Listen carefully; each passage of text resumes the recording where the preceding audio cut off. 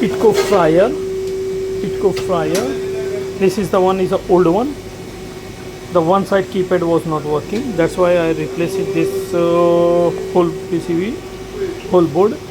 And this is the one, is a new one. Okay. Now I'm going to do the programming. We'll see. Okay. Let's start to do the programming.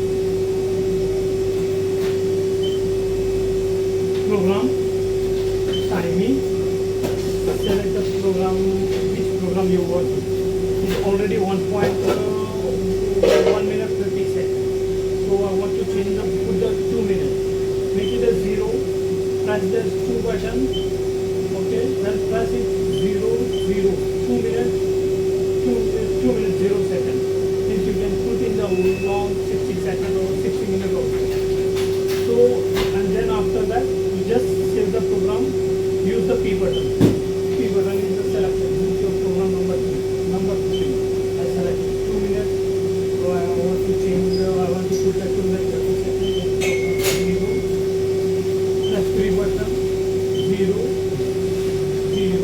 So 3 minutes. Program for the save. Save already. Okay. Now, ready.